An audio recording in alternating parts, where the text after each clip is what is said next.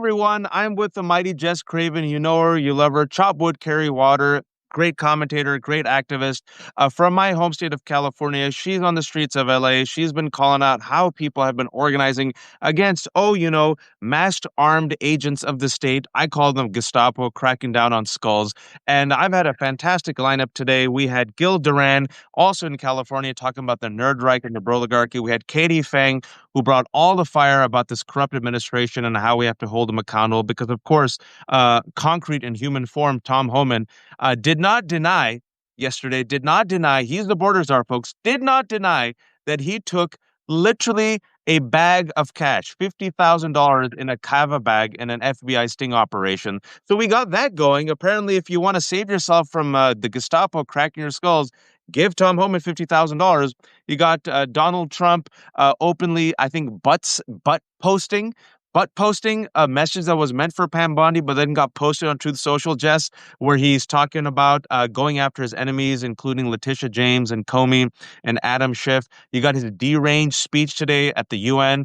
It was bad, folks. It was like your old racist grandfather with dementia who got the mic at a wedding. And then you also have the hagiography of Charlie Kirk. And you have the poll numbers, and the poll numbers have come out and showed that Donald Trump, no bueno. But before we continue, I want to say this. I'm very proud to say this, that I'm independent, like Jess, and I started this Substack. I thought, Jess, if I could get 10,000 people, it'd be a win last year. I have now 85,000 subscribers, which is, for me, it's small, but it's a big deal. And I've kept everything for free.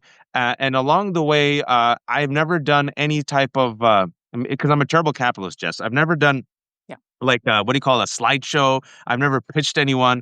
But a couple of weeks ago, through Qasim Rashid, our mutual friend, I got introduced to Ground News, and Ground News said, "We love what you do, and we want to partner with you." And they said they also partner with Jess and Qasim. And then I said, "Well, what do you do?" And they have this fantastic website, and I'm going to actually link to it. Don't worry, I'm going to drop it in the chat, where I call it a one-stop shop. It's a fantastic aggregator. Literally all the news around the world, local, national, and international, around one issue is on that website. But what they also do, and I think they're very useful for our audiences, people like me, Qasim, and Jess, as we try to sift through the bullshit, is they also do an audit. They're aggregators and auditors. So for each literal story, you can see who funds it, right? Who's the funder behind this publication? Number two, where do they lean? Left or right? And then number three, bias, how truthful they are. And then they also have something called Blindspot, where it's a specific, section where they show the blind spots of right-wing media and left-wing media. And Ground News said, "Hey, we love what you do. Can we come in as a partner?" So my first partnership was with Qasim Rashid. My second partnership with Jess, who they also support and partner with, and they're giving Left Hook subscribers 40% off the Vanguard plan. I'm going to send the link there. So it's started by a woman, a brown woman, NASA scientist. It's independent. They're subscriber based, and the people who have gone there have said it's very, very helpful and useful to them because they support people like Jess and Qasim and Mehdi Hassan. I'm on board. I'm going to actually take a second to put down the links right now. But Jess, is anything you want to say about Ground News? Yeah, and I will just say, like, this is not my moment to talk about Ground News, but I will say that I also agreed to partner with them, which I never do. That's not my thing. But I believe so strongly in what they're doing because they are also a literacy tool, a media literacy tool. And they are teaching, like, I open it up and I read, they've got everybody from the furthest right to the furthest left on there. Some people say, "Oh, I don't think they should have those far right," but they're showing you what everybody's saying. And so you really get a sense of like, oh, this is the perspective I never see. And that's important for us because we live in media bubbles. And I've also found some great new news sources from it. They source from like 50,000 different news sources. So I think it's really terrific and really valuable and something everybody could use. Thanks, Jess. And the reason why I did it is I did my research. I'm like you, Jess. I'm very careful. I had 3 conversations with them. I'm like, tell me what you're about, who funds you, who created you. And then I saw who they were supporting, and they were supporting Jess I didn't know that. They were supporting Qasim. They're supporting the IHIP ladies. They're supporting Mehdi and Zateo. So I said, these are good folks. And then I reached out to Mehdi and I reached out to Qasim and I talked to them. And then they gave me a free trial run. So I actually tried out Ground News and I'm like, solid. So try it out. I don't get any money from this. If they give all Left Hook folks 40% off, I do not get any money from it. If it works out, let me know. And if they can improve, let me know. I'll tell them. And Jess is here because Jess is independent and she is on the ground. She is in the grassroots. She, like me, is trying to make the Democratic Party better. She is like me, trying to organize all of us against fascists. And I actually want to end the day, if you will. There's not 100 people watching, on some good news. We're not, pie in the sky, Pollyanna optimists. We're pragmatists. But I believe, Jess, even though things are so scary this week, I believe what we witnessed with the Charlie Kirk Memorial turn into a Christian nationalist political rally was actually weakness performing as strength. And I saw Donald Trump today at the UN was weakness performing as strength. And I see him threatening to send the National Guard as weakness performing as strength. And I think they know that people are waking up. I think they see the poll numbers. They see he's at his lowest ratings since any other president, since Donald Trump in the first administration. Latino voters who've gone from him have left. They're back to the 2016 numbers. All the young people left. He's negative double digits in the economy. He's negative on immigration. He's negative on Epstein files. His base is cracking over the Epstein files. Candace Owens is spreading conspiracies about Charlie Kirk's murder. His base is also upset about the economy. Soy farmers are literally, unfortunately, tragically killing themselves, folks. And also his base is cracking on Israel, Palestine, America first. And ABC, like friggin' weak ass, I won't even swear, they bent the knee. But guess what? We came out with our money, and this country loves money more than anything, Jess. And now Jimmy Kimmel's back tonight on air. What, if you disagree with me, have at it. But I think this week shows that the majority has the ability to flex. That's my rant. I yield the floor to you. Absolutely. First of all, I don't think I've ever disagreed with you on anything. You're like you're my soul brother. I think we are very, very kindred spirits. But I think this moment with Disney was a huge deal. And I was just reading about it from one of my organizer newsletters. They were talking about how we have taken some time to sort of figure out our reaction, our rapid response, right? When bad things happen. But this time it was seamless. It was fast. It was unanimous. You know what? That announcement was made Thursday night. Friday afternoon at noon, I went out to a protest at the Disney gates and it was packed. And it was sweet. People I made a video about it, and then I made a video about it, and that went viral, and you could just feel there were people texting me who don't really ever text about politics, who were like, okay, what do I do? I know I'm going to cancel my Disney Plus. What else do I do? You could feel this moment of everybody going, he overreached. He overreached. And that's the thing. Yes, this is absolutely weakness posing as strength. He has no strength. This is a man who has no inherent strength. He's empty inside. He's empty, he's afraid, he's insecure, and so he keeps lashing out to make himself look powerful. And I really want people to stop for a moment and see what we just did. Disney was not going to capitulate. They were not going to. That was a done deal. From what I read, they lost 1 million subscribers in 4 days. Now, those numbers will take a while to actually come out, but that's from The Handbasket, who got it from a source at Disney. That's another great publication, by the way. We made The Handbasket, fantastic. We made a huge dent in their bottom line. And it is true that ultimately no corporation cares about political parties. They have no fealty other than to their bottom line. And so when we take action together collectively, and I don't think it has to be boycott financial related, but I think that is one very powerful lever we have. They back down so fast and so completely. And yes, Sinclair is still doing the wrong thing. Nexstar is. But now the boycott has moved to them, and now we know what to do. We're going to go after the people who advertise on their stations, AT&T, Allstate. There's one other big corporation that is on Sinclair stations. We're going to find them all, and we're going to contact those advertisers because people are beginning to figure out what works, and they're beginning to figure out how to share that information quickly. So for me, this was a real turning point. Yeah, Charlie Kirk thing, I don't know why people watched that. Everybody, I saw these people on social media going, oh God, this is so horrible to watch. Why are you watching? They're fascists and they acted like fascists. That's what There you fascists go. do. They hold big, scary rallies where they lie and like do a bunch of Christian nationalist stuff. It is terrifying. Don't watch it. Go write a letter to Sinclair and tell them you're boycotting their advertisers. Like, there are productive things we can do. Watching fascists be fascists, for me, is not one of them. I don't want to watch that shit. I'm a masochist, and I'm so glad you didn't watch it. I did, and I watched it just to see how they think, and it was very revealing to me. I call it the Horst Wessel moment for MAGA, and I've seen the Charlie Kirk's murder as the Reichstag fire. I'm still waiting for the Reichstag fire. That still might be the Reichstag fire. And Stephen Miller's actual speech was literally almost word for word, almost word for word, crypt by the 1932 Nazi speech. The storm is coming.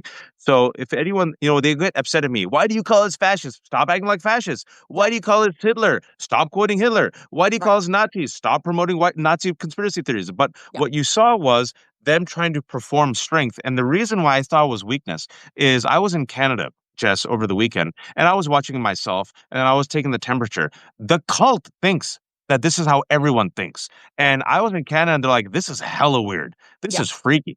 And even in America, majority was like, that's some weird shit. And most of us aren't white Christian evangelicals, right? And furthermore, I give this example of even Charlie Kirk. My wife is a normie. Had no idea who Charlie Kirk was. And she just researched him. She goes, oh my God, this guy's a freak. So I think them elevating Charlie Kirk to a martyr and then using and abusing Charlie Kirk's murder to go after Jimmy Kimmel so openly and nakedly, right? That's another thing about power is you become arrogant and you become sloppy. For just to connect the dots, folks, because I know there's a lot. Brendan Carr, the FCC chair, who's a reek of Donald Trump, literally goes on Benny Johnson's podcast. Benny Johnson, for those who don't know, got fired from BuzzFeed for being a plagiarist, then went to their right wing. Him, Tim Pool, and David Rubles, who also is known as David Rubin, were working for Tenet Media. Tenet Media was a front for RT and Russia propaganda, and they said they had no idea they were being paid hundreds of thousands of dollars a day to literally promote anti-American talking points. That Benny Johnson was the forum that Brendan Carr used, and he openly threatened ABC and in part threatened Nexstar and Sinclair and said we could do this the hard way and the easy way. Right after he said that, Nexstar, which owns a whole bunch of stations and wants to finish up a $6 billion merger that will give it 80% of the stations, and guess who can approve the merger? The FCC. Nexstar said, oh, no more Jimmy Kimmel. And then now Sinclair also said, no more Jimmy Kimmel. And folks, because of what Jess said, they saw the fact that people canceled organically. All these people came out. ABC's like, shit, we're losing money. And as of right now, Sinclair, which is owned by a hardcore Trumper, folks, and Star, which wants to finish the merger, they've said we're not going to bring on Jimmy Kimmel. So what I suggest, and I want your thoughts about this, how we put pressure, you kind of alluded to it, on Nexstar and Sinclair is ABC, in my opinion, should say, all right, we will not give you any ABC programming. Yeah. Mm-hmm. Yeah. 100%. 100%. No, that is exactly what they should do. They should tell them you can't have any of our programming. You don't get to pick and choose which programming you show. But we can also put pressure on the advertisers. And actually, what is great about this moment, again, we were talking about the nimbleness of organizers right now, is that there's two living documents. One is a Google document, one is a website that got thrown up immediately after Jimmy Kimmel was suspended with ways to fight back. And those are updating now to how do we fight back against Sinclair and Nexstar. One of them is they're both in my newsletter today. One of them is in my link tree. So they're back, they're updating it. So now there's phone numbers for, calling affiliate stations like that. There's a search tool. You can put your address in and it will tell you the two closest affiliate stations. I talked to somebody on the phone and told them I will be boycotting all of the advertisers to your station until you guys stop this. We can do this. We have to remember that money is God in this country. It is God. There you go. This is a hyper-capitalist country. All they care. Trump could literally set the Constitution on fire and they would not care. But if their bottom line were being affected, they would suddenly become extremely patriotic about it. That's all they care about. It's very sad. Someone just posted it. I'm going to post it again. I think they got the link from you. I just posted it, folks, in the chat section. That's the doc that shows you the next phase. And Jess, we're in sync. I have said that this country's religion is capitalism. In God we trust is right on the dollar. The only color The only color that trumps white in this country is the color green. That's all they care about. And if it comes between Trump and their money, they're going to choose their money. I know it's going to be tough for them. They're going to choose their money. But we have the numbers. And this is where, when the numbers are organized, I think people say, oh shit, all this weakness, Jess, the weakness, the capitulation of ABC. I want to bring the receipts. ABC capitulated months ago, paid off Donald Trump almost $15 million, threw George Stephanopoulos under the bus. Folks, George Stephanopoulos did nothing wrong. He said the word rape instead of sexual assault. For all intents and purposes, even the judge in the E. And Jean it was Carroll right. said, those words were synonymous. So Donald Trump was held liable for sexually assaulting E. Jean Carroll and for defaming her. George Stephanopoulos just said rape. Because we have our robust First Amendment and the New York Times versus Sullivan case, it would have been a 12b6 motion. Literally, they would have thrown it out. Just like New York Times, the $15 billion lawsuit he brought against the New York Times last week, judge threw it out on day one. What did ABC decide to do? Bend the knee and pay him off. So then what happens is Trump said, oh, these weak people, I bullied him a little bit. They paid me off. I'll come back. CBS paid him off. I'll come back. All these corporate law firms, I'll come back. And I think slowly they're realizing, oh shit, this did not protect us. Qatar realized it. We're going to give them a $400 million jet. And Israel's like, we're going to bomb Qatar, even though you have the largest U.S. base outside of America. And we're going to do it with Donald Trump saying yes. And Qatar's like, what the F, man? We gave you a jet. So I think this is the overreach, what we're witnessing, the overreach of extremely dangerous but extremely reckless administration that is a white Christian nationalist cult. And I think that Brendan Carr moment, I'm really curious about this. I was talking to Joy about this. The difference between what just happened with Stephen Colbert and Jimmy Kimmel, was it the fact that they were so naked with their supervillain plot, Jess? I thought about that a lot. Why didn't people freak out the same way? I think, for one thing, Disney is a very different organization than Paramount Plus, although I don't know, maybe Paramount is owned by Disney. I don't know what, but for some reason, Paramount is harder to go after. It's just more amorphous. Disney is this giant entertainment organization that all of our kids worship, or some kids, not all, but we give them a ton of money. They put out shows like Andor. They've always been about like doing the right thing and the honorables, the soul of the good princess. And then they come out and do this incredibly dark thing. But I also think that one could not have happened without the other. I think Stephen Colbert and Joanne Reed, there's been a lot of great people who have been removed from their jobs. And I almost feel like this was just a straw that broke the camel's back thing, where everybody sort of realized this is going to keep happening to every single person we love, and we've got to fight back. And you add that to the prices going up, the unmanageability in our medical, with medical research and the vaccinations and all of the other just absolute insanity, our farmers struggling, everybody, not able to afford basic necessities. Trump, meanwhile, spending $200 million on a ballroom that nobody cares about. Yep. I think that we are actually hitting our let them eat cake moment. And that Americans, it was a dam and it burst. And now my hope is, and my confidence is, that just like corporations can look at Trump and go, oh, well, look, they gave in to him and it didn't really serve them. They can look at us and go, if we do this, the American populace is going to be pissed off. Look what just happened to Tesla. Look what happened to Target. Look what happened to Disney. If I'm weighing my odds, maybe I don't want to piss off the American consumers right now. And that is what we are building a track record. We've destroyed Target. We've Yep. largely destroyed Tesla.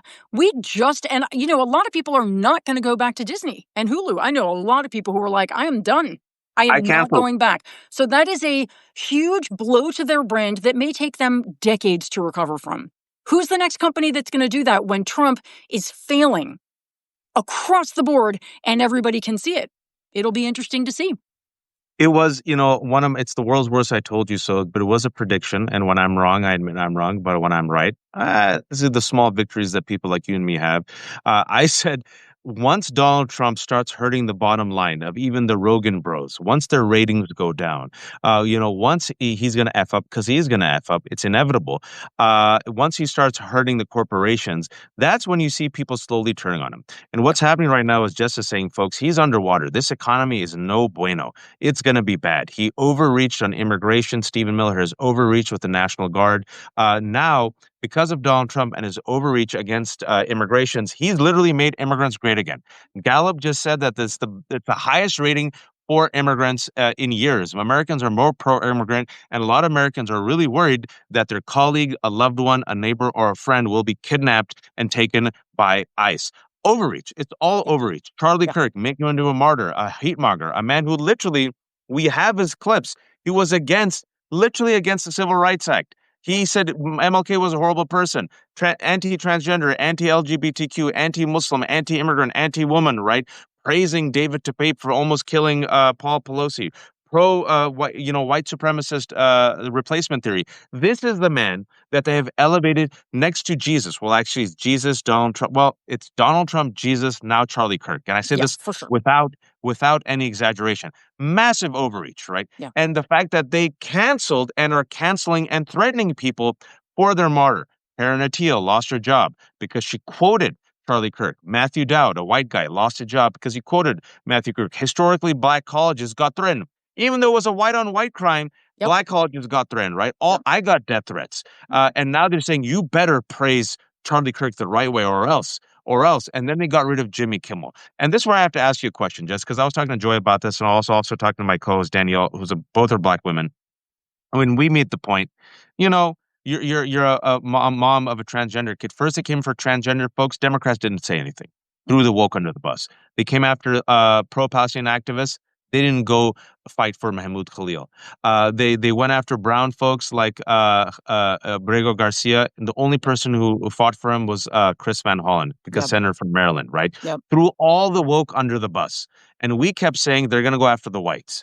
Yep. What is it about? And I've said this, I know people might like it.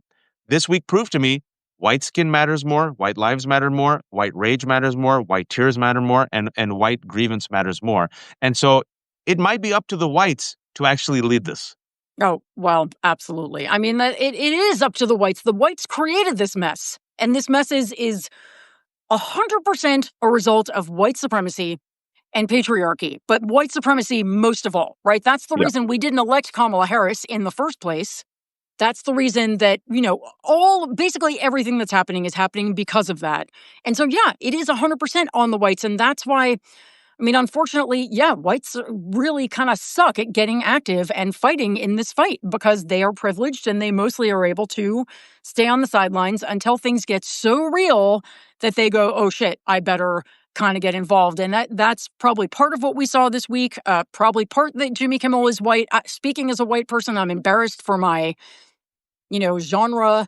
But the truth of the matter is that your genre of white is my favorite white. You were the 45% of the queens.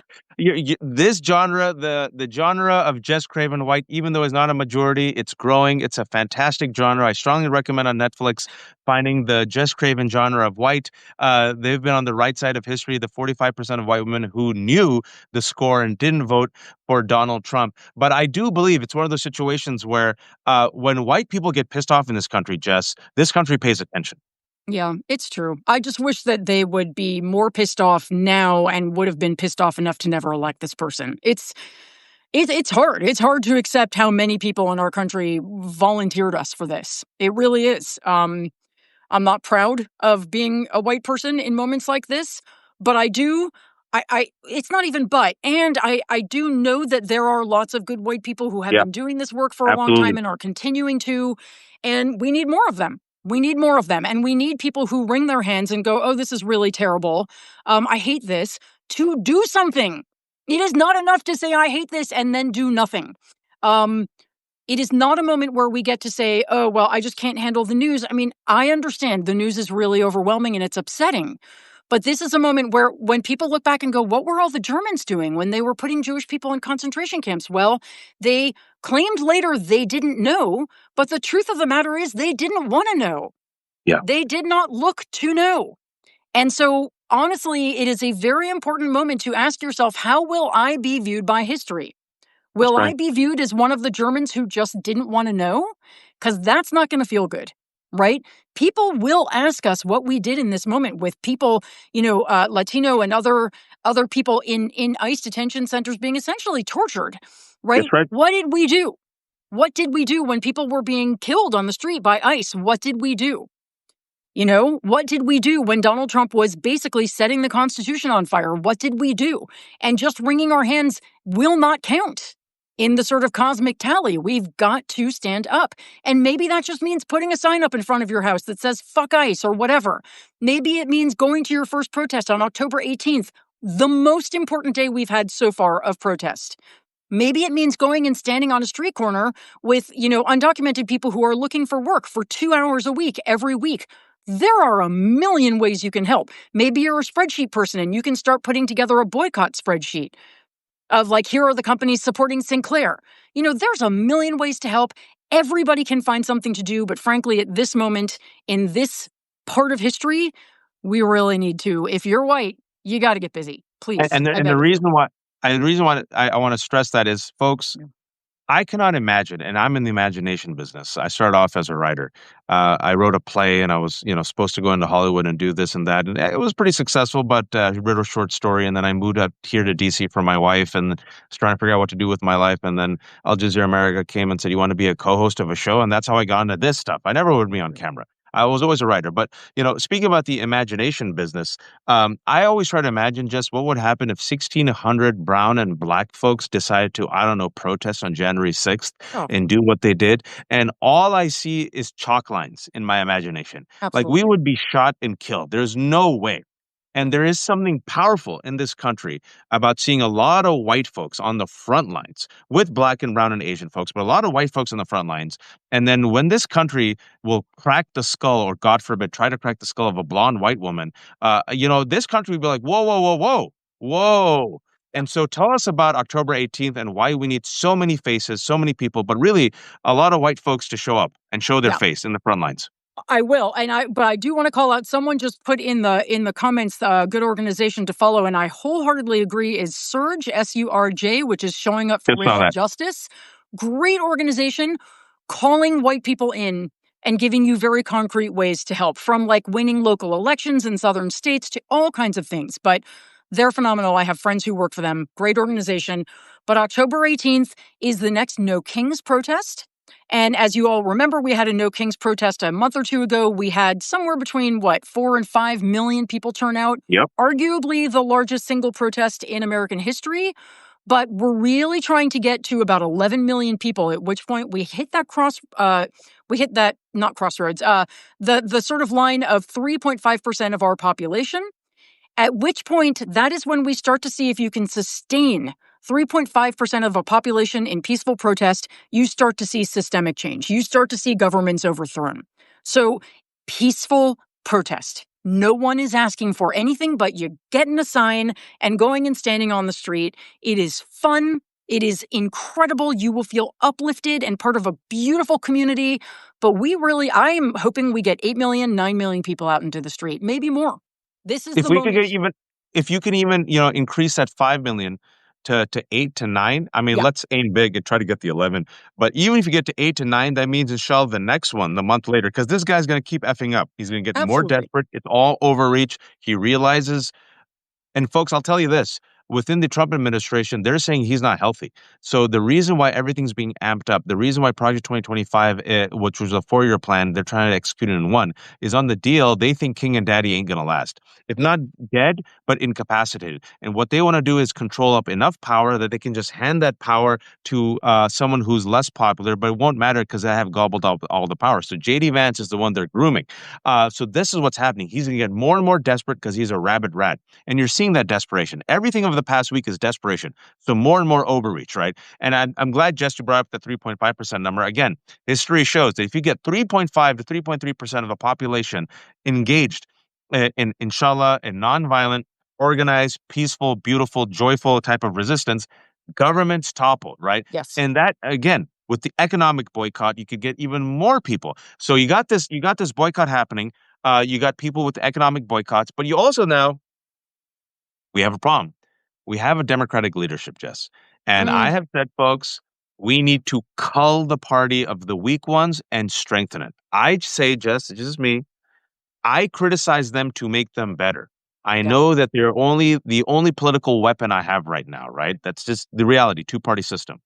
I do not have faith in this leadership. I have faith in many of these individuals who are emerging, but this leadership is not made for this moment and built for this fight. I will give an example, and then I will yield the floor to you about what Democrats should do. 95 Democrats, overwhelmingly white centrist, with two black Democrats, which includes Hakeem Jeffries, the leader, voted with Republicans to honor Charlie Kirk. Jess, your response. I mean, okay. Yes, they did that. The Republicans had set them up, bundled them up with a resolution that also said, I condemn political violence. But even so, it's a no-brainer. You really think that people are going to hold you to this? I voted for a resolution that I won't vote for a resolution that doesn't condemn it. Of course, people would have understood what they did if they had done the right thing, and they did not. That was stupid.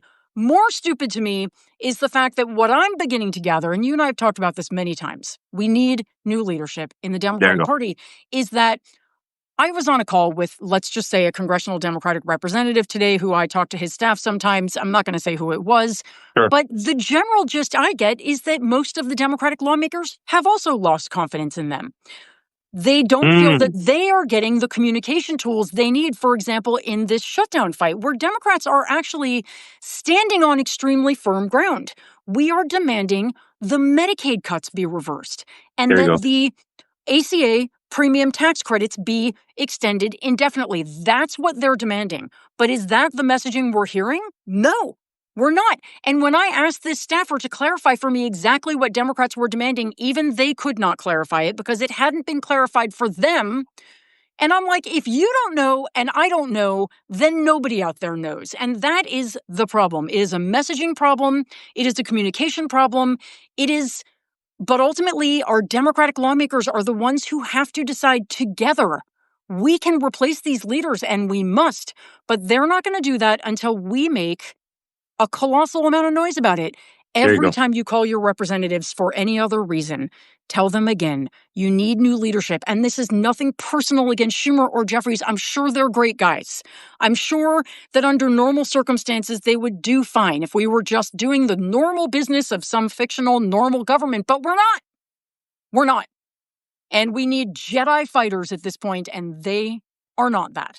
So And I'm glad you brought it up because I was going to ask you this next. I think one of the major, if you will, weapons that we have that we can use to weaken this fascist regime is influence the Democratic leadership to not just shut down the government, but just don't show up. Let them do it. Yeah. And don't fund it, folks. This is happening next week. There should be no reason why Democrats in the House and the Senate are complicit with this administration and to fund this government, which has been used as a weapon against the majority, which has been used to fund the ICE to crack skull, which has been used to destroy the Department of Education and USAID, which has been used to gut our experts in every single agency. Why are Democrats, who are not the majority in the House, who are not the majority in the Senate, why would they be complicit in keeping this government open? And when Senator Schumer effed up in the past and went against his own base and at the last second made a deal to fund the government, right, because it's the right thing to do, what happened, Jess? They said, you suckers, you fools, all right, we'll pass the big, beautiful bill and we'll destroy Department of Education and we'll gut the Veterans Affairs and we'll have Doge take all of your information. They didn't give a shit. So I think it will hurt Republicans. Hey, you got the majority. You got the House. You figure this shit out. You go get the votes. We're not going to fund this. We're going to get Medicaid back.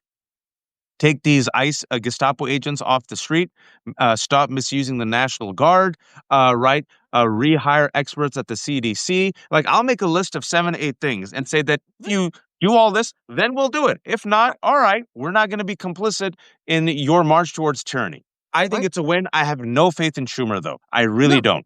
No, well, no, what they're asking for, they're not asking for all of that. They're asking for the Medicaid cuts reversed, the ACA premium tax credits, but they're also asking for guardrails around so that Trump and Russell Vought can't just decide to take back funding that Democrats or that Congress has already passed.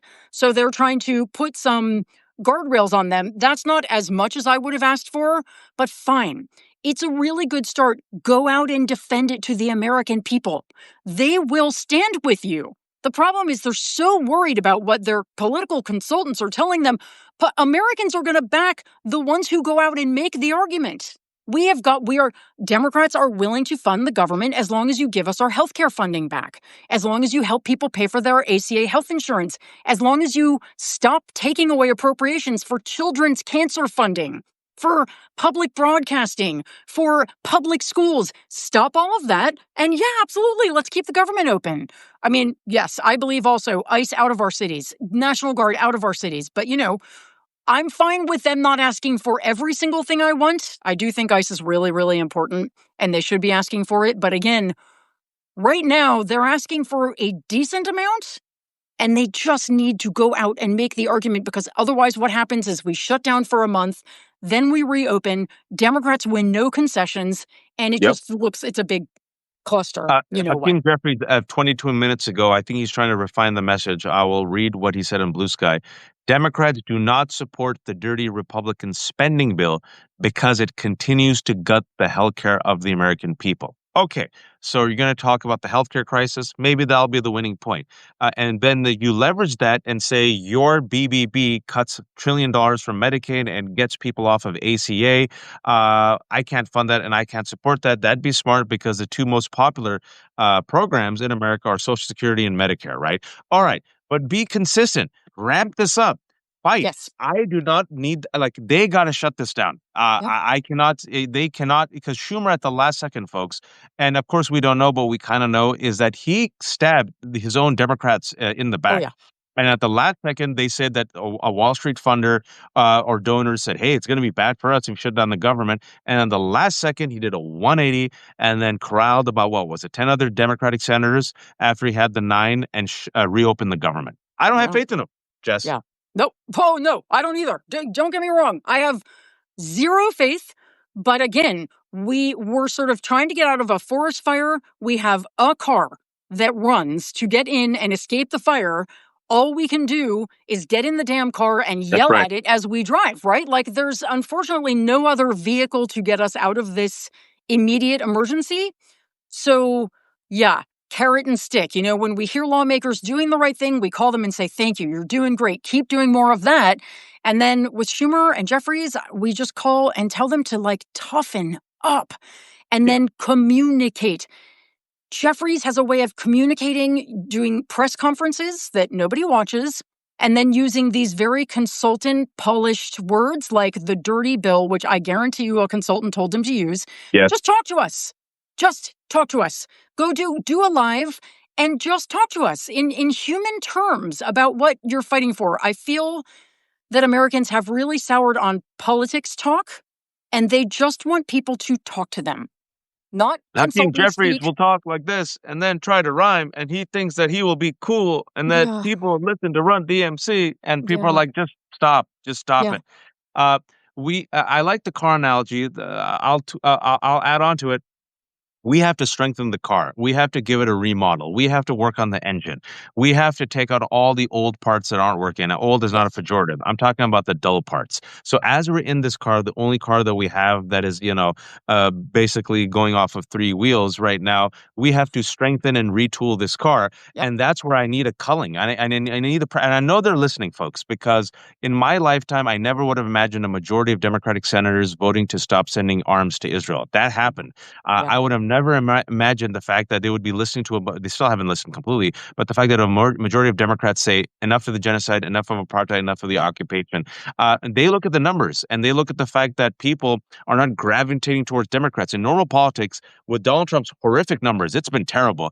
Normally, the other side benefits. The other side ain't benefiting. So there's all these people who are like, you give me a message, and if I like the message, you inspire me, I'll jump on. And if you don't, I won't jump on, which is why when we criticize them, we realize this is the only car that we have. I want to strengthen the car. I want to ask you 2 last quick questions, Jess. One group that has been thrown under the bus repeatedly by everyone is not just LGBTQ, but transgender kids. And you're a mom of a transgender kid. Your appeal to those Democrats, and I've heard many, throw them under the bus. Yeah, it's just wrong-headed. It's wrong. It's wrong. It's wrong-headed. It will not get you where you think it's going to get you. And educate yourself. Educate yourself, because I guarantee you that what you are saying is wrong. The most shocking thing to me is when you get someone like a Pete Buttigieg or a Gavin Newsom saying, oh, yeah, it really is an issue of fairness. And when you look at what actually happens with trans athletes in sports, which is, by the way, 14 of them in the entire country, it is not at all the way people describe it. Same with gender affirming care. Like, these things have been blown so far out of what they actually are. So stop attacking the most marginalized community in the country. Less than 1% of America is trans, right? And what percentage of that is youth? God knows. These are children who feel rejected and turned on by everybody. Champion them and watch people come to you. We want to see champions of the marginalized. We will support you. The entire country will get your back if you have the courage of your convictions. And your convictions should be everyone, no matter their gender identification, their color, their zip code, their party, deserves to live in peace as themselves, as who they identify as. It's not hard. The rest of this is partisan bullshit, if you'll excuse my saying so. Yeah. And turning on the trans community, particularly the young ones, is a guaranteed way at this point to make sure that your political future is short, truncated, and unillustrious, quite frankly. Because the kids are paying attention. Let me tell you something. My kid is 15. Every time a Democratic lawmaker says something like what Buttigieg says, I hear about it in 5 minutes because they come to me with a stricken expression on their face. But you know what else they say? This is why I don't like Democrats. This is not a way to build a party that lasts into the next generation, because the next generation is not like that. They are tolerant and open, and they are not clamping down on trans rights. That is not where they're at. So and also for you, it's personal, and I'm doing this because I'm running out of juice. So just give me 2 minutes. This is what I do for the rest of you. I love this. But also, the Republicans spent more than $200 million to create the transgender boogeyman. $200 million, and people fell for it, and they said, "Oh, not my kid." And they allowed that Trojan horse to come into America, and then MAGA soldiers came out, and they went after the undocumented, legal immigrants. Jimmy Kimmel, Muslims, pro-Palestinian activists, after all of us. So people learn the hard way. It isn't going to end on transgender people. And I also say this, and I'm glad you mentioned this, less than 1% of the population, there are more anti-transgender bills than transgender athletes. Yeah. And so when Gavin Newsom threw transgender communities, especially kids, under the bus in his interview with Charlie Kirk, did it help you? Did it help you to go Republican light? It did not. It hurt you with the base. So you cannot throw Palestinian activists under the bus. You cannot throw Jews under the bus. You cannot throw Muslims under the bus. You cannot throw white people, white women, white workers under the bus. You cannot throw immigrants under the bus. It's all of us. It's all of us. And then one piece of, it's dark humor.